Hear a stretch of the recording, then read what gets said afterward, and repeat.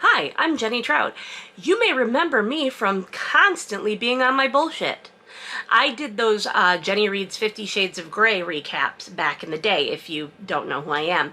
And I have spent so much time reading E.L. James books, reading one of her fanfics, which you can see, it's called Safe Haven. I believe that parts of it inspired the Mister, and that is over on my Patreon, link in the description. People were asking me if I was going to recap the Missus on my blog, jennytrout.com, Trout Nation. I was like, absolutely not. I feel like anytime E.L. James puts a flippin' book out, it's like a prison sentence for me, right? Because it's like, oh, I'm gonna have to do it.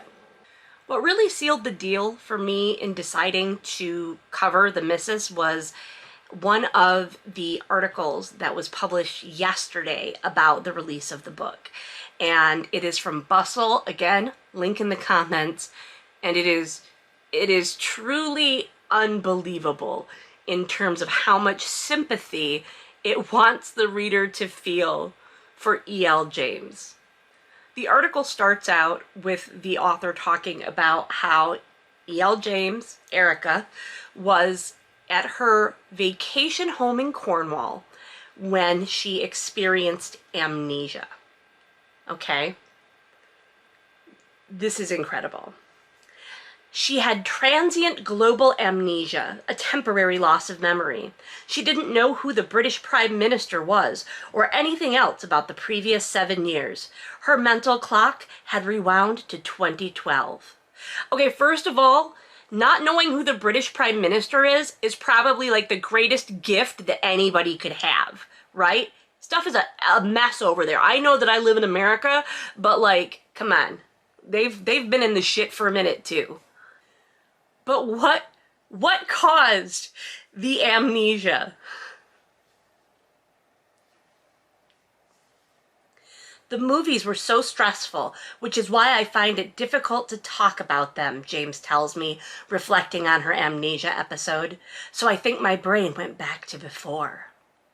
I cannot imagine a world in which I am supposed to feel sorry for someone who has $1 billion movie franchise because it was too stressful, especially when we know from all of the, articles and stuff about it, that the stressful part was that people didn't just do exactly what she wanted all the time with the material and didn't constantly cave to her creative demands. Like, seriously? Are you kidding me? So right then I was like, shit, I'm not done bullying. I'm not done being petty, and I'm not done bullying this author. Unfortunately, stress has gone hand in hand with James's success, and she finds publicity the most fraught part of the job. I just want to make it absolutely clear that at this point, she is no longer really getting publicity. She had a book come out yesterday, and I'm pretty sure everybody forgot that. She makes sure to take a dig at romance novels. Like, don't get me wrong, romance readers are the people who got her to the heights that she is at. Romance readers are the ones who defended her. Romance writers are the ones that are constantly sucking her dick in public when you go to a conference bar. But she has this to say about romance. I had about 800 of these novels, and I just loved them. I'd read them on the tube, but I'd have to bend the covers right back because they showed women with their clothes falling off and bare-chested men. Like, oh my god, we get it, you're so much better because there's a fucking tie on the cover of your book. When she began to write her own stories, she did so from the perspective of a romance superfan with an eye toward fantasy. Okay, first of all, she does not write her own stories. This woman has never written her own story, okay? This series of, videos I'm about to do, this is a sequel to a blatant Poldark retelling, all right? A blatant Poldark update. And the gall of this writer to say that a woman who has made millions of dollars stealing from another author, has written her own stories. I see my books as an escape route into a different world, James says. I mean, we can all look at ordinary people in the mirror. Let's read about some gorgeous people. Speak for yourself.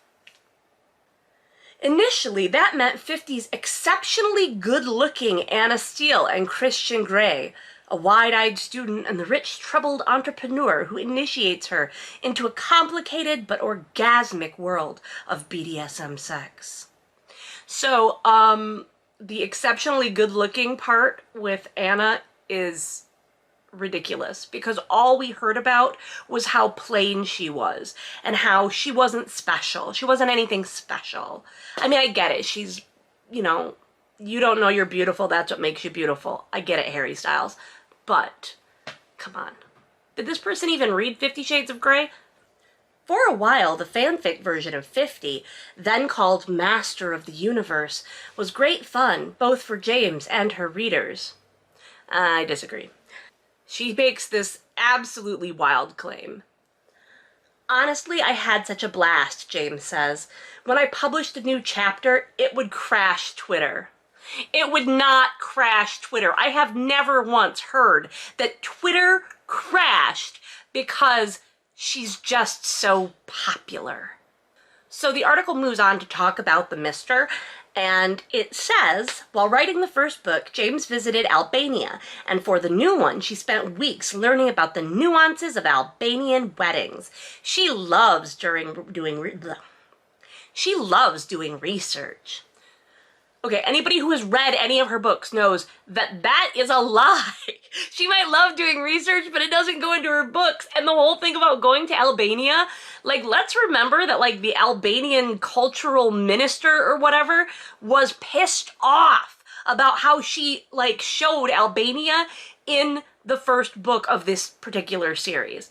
Like, they were insulted.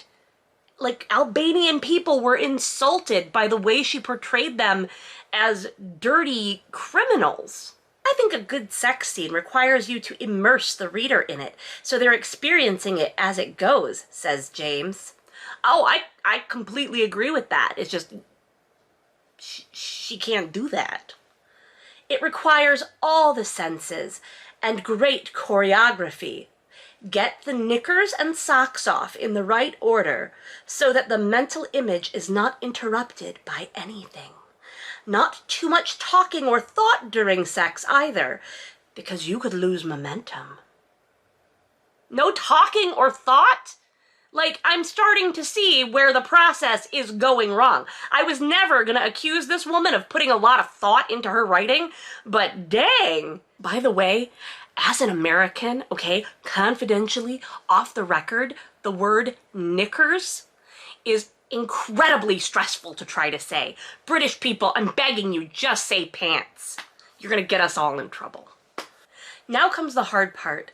James explains that she's terrified about her approaching publication day. It's scary because you don't want to let down the people who love what you do, she says.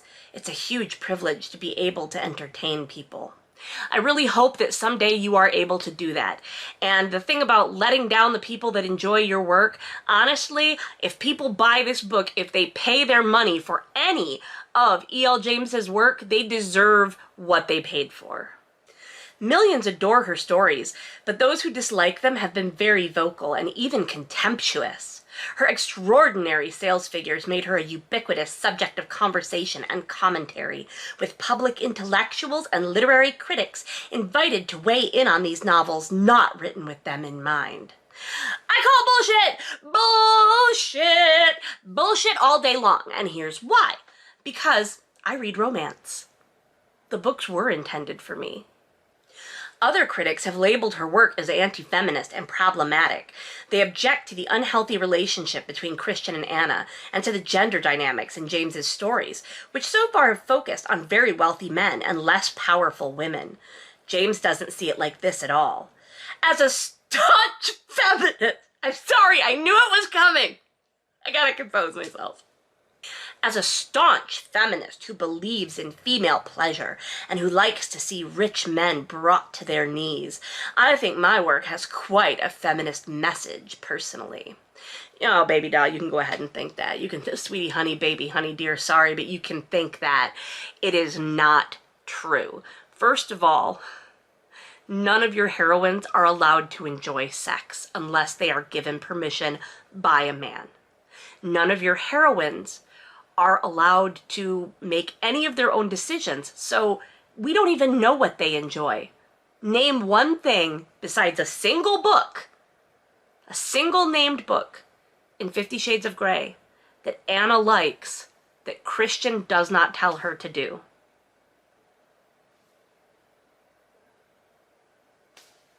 And then the thing about, like, she likes to see a rich man brought to his knees. Like, let's be honest, we're all really enjoying watching rich men being brought to the bottom of the ocean in a homemade submarine.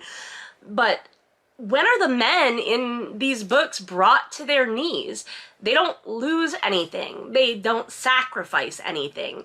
The heroines' lives completely change so that the men can fit into them. And in the case of 50 Shades of Grey, the getting to their knees is done by Anna. But let's get on to the meat and potatoes of this. The amnesia-causing trauma of the movies. Then there were the movies. While making them, James was anxious about letting down her readers, which may have contributed to friction on set. So while those movies were being filmed, I actually got contacted by frustrated people who were working on them. And pretty much their complaints were not necessarily about friction between the creative visions, but just about how she treated people. Not to say that there was not friction on the set about the creative stuff. Okay, I heard about that too. But what people really wanted to vent about was just basically about how she wanted to be treated like a celebrity. She still hasn't given her version of events publicly. I will say something about it one day, but I don't want to talk about it now. That's fine. Like, literally none of us give a shit. Then she goes on to complain about the second and the third movie where she had, like, complete creative control and her husband wrote the screenplays. So, I don't know. It just sounds like somebody is not going to be happy with anything. James is now in discussions about a possible movie of the Mister. What would she do differently next time? She smiles and pauses to choose her words. I'd make sure the director was sympathetic to the material. But fasten your fucking seatbelts. About her success in general, it feels like it all happened to somebody else, she says, and I still don't think I've really wrapped my head around it. Some aspects of it were horrific. She hasn't really thought about it, she adds vaguely, and here she draws a parallel with her most famous character. Christian doesn't think too much, because there's so much pain underneath, and I think it's like that. Just keep swimming. But you know, I'm not asking for sympathy. For those who are unaware, Christian Grey's backstory is that he was raised by a neglectful mother whom he refers to as the crack whore. So she was neglectful, addicted to drugs. When he was 4 years old, she died in their apartment and he was in the house with her dead body for days. He was then adopted by some rich people and separated from his brother, if I remember correctly. Those books were bonkers. Separated from his brother and adopted by these rich people, then was like molested from the time that he was 15 years old up into, like, you know, he was groomed and shit by this friend of the family. You're really gonna compare, you know what, no. We're gonna go to the receipts. And my friends, it is a CVS length receipt. Let's take a look at her 3-page author bio in the back of this book, The Missus, to see exactly what has traumatized her as much as a neglected child who lived with his dead mother's body for several days. Let's see. She is a #1 bestseller, #1 New York Times bestseller, #1 New York Times, USA Today, Wall Street Journal bestseller. Her books have been published in 50 languages and have sold more than 165 million copies worldwide. Time Magazine's Most Influential People in the World, Publishers Weekly's Person of the Year. 50 Shades of Grey stayed on the New York Times bestseller list for 133 consecutive weeks. Goodreads Choice Award in 2012. Selected as one of the 100 great reads as voted by readers, and PBS's The Great American Read in 2018. Darker was longlisted for the 2019 International Dublin Literary Award. She was a producer on each of the 350 Shades movies, which made more than $1 billion at the box office. Yeah. And we know that she is a multimillionaire. That is acknowledged in here, where it says that, yeah, she has a lot of stuff that other people don't have the luxury for, which is, you know, great. Thanks for acknowledging that. But she says that she's also not taking any breaks from things. She describes basically PTSD, okay? I have CPTSD, and I understand the struggles and stuff like that. I don't have sympathy for people who have CPTSD because they made too much money, got too famous from stealing someone else's work, and basically has everything that they could ever want. But of course, the author of the piece, it includes that basically everybody who is a writer should be happy because E.L. James somehow saved our publishing industry. Like, I get it. My career is way better because of the 50 Shades of Grey books. It really is. But, no, I think she's been thanked enough with the millions of dollars and the billion-dollar movie franchise. And just in case you weren't nauseated by any of this, the author of the article has you covered. As we wrap up, I say that it must have taken courage to keep putting out work during the last 11 years, and James looks embarrassed. I think of myself as the opposite of courageous, but maybe. Courage is a fantastic word. She shuts her eyes briefly. Even saying it is good. She is in a strong position now, finally. She has survived it all, and she has stories yet to tell.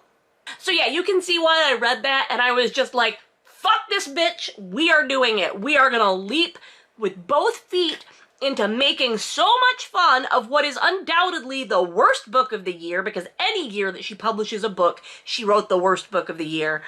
And but the spoiled brat, courageous?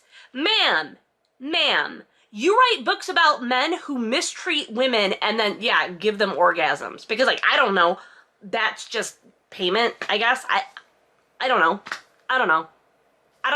At this point, I literally don't know. Like, who writes this? Who sits down with a multi-millionaire and be like, you're so courageous for surviving. You plagiarized this book and then you wrote fanfic of Poldark and you're so courageous.